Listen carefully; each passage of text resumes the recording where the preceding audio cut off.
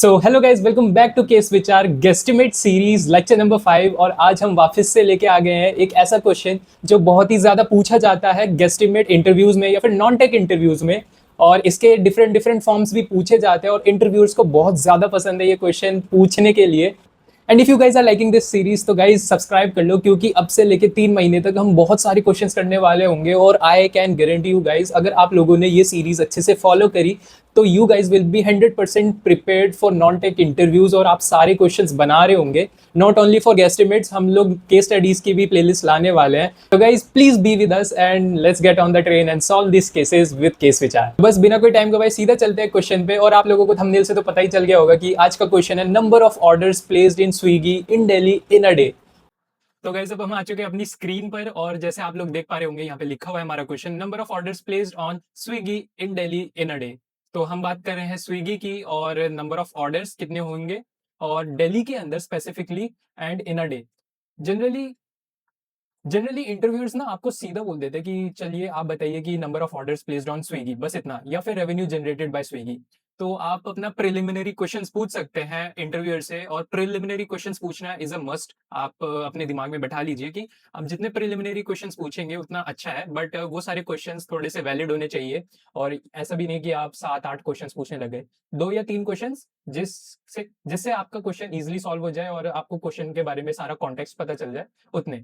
और जनरली आपको सबसे पहले यही पूछना चाहिए कि कहाँ की बात कर रहे हैं हम, रेवेन्यू निकाल रहे हैं या फिर कोई भी, फॉर एग्जांपल कोई और क्वेश्चन है, आपको आउटलेट्स के बारे में पूछा जा रहा है कि इस आउटलेट के कितना रेवेन्यू जनरेट होता है या कितने ऑर्डर्स दिए जाते हैं इस आउटलेट से।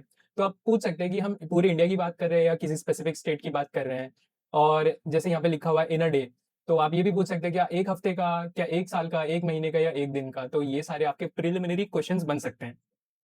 Now some assumptions now some assumptions, हमने कुछ assumptions भी लिए, like rural part of Delhi population will not prefer food delivery platforms. तो रूरल पार्ट में नहीं ऑर्डर करेंगे फूड वो डिलीवरी ऐप से।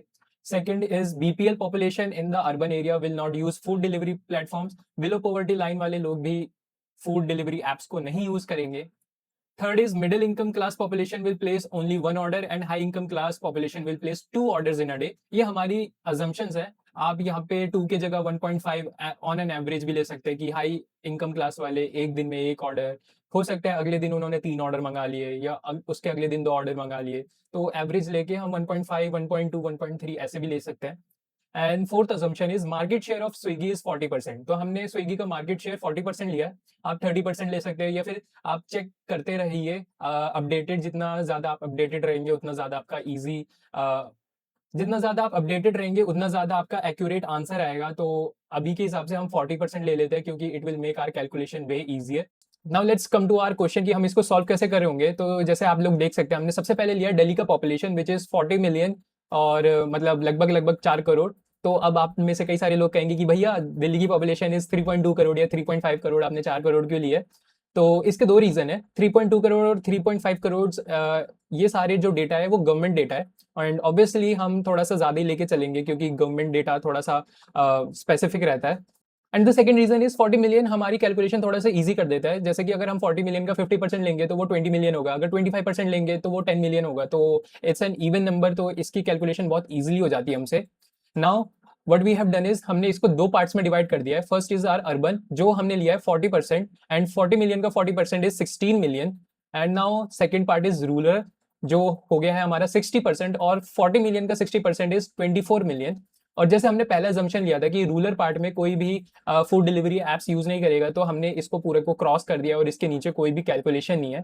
अगर आप लोग चाहते हैं तो आप लोग इसमें भी कर सकते हैं, इसको भी इनकम के बेसिस पे डिवाइड कर सकते हैं। और रूरल एरिया के हाई इनकम वाले ग्रुप्स में हो सकता है लोग ऑर्डर करते हो फूड डिलीवरी ऐप से, तो आप लोग वहां की भी कैलकुलेशन कर सकते हैं। But for ease our calculation अभी के लिए हम रूरल पार्ट को हटा रहे हैं।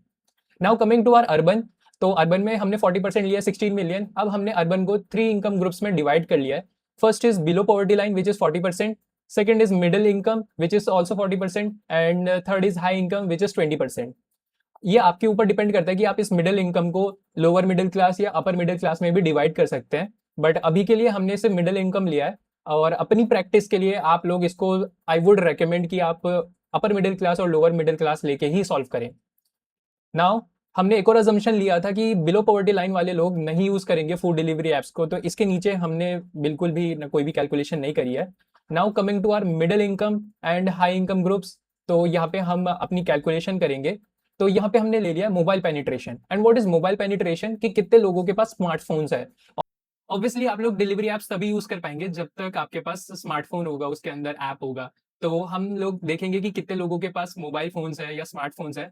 तो इस केस में हमने मिडिल इनकम ग्रुप को ले लिया है मोबाइल पेनिट्रेशन 85%, कि इन 40% जो ये 6.4 मिलियन लोग हैं, इसमें से 85% लोगों के पास मोबाइल फोन्स है।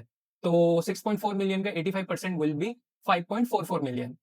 Same to same high income groups के साथ हमने किया है, जो 20% जो हमारे हाई इनकम ग्रुप आया था 3.2 मिलियन, तो हमने ले लिया कि 100% लोगों के पास मोबाइल फोन्स होंगे, तो 3.2 मिलियन का 100% विल ऑल्सो बी 3.2 मिलियन।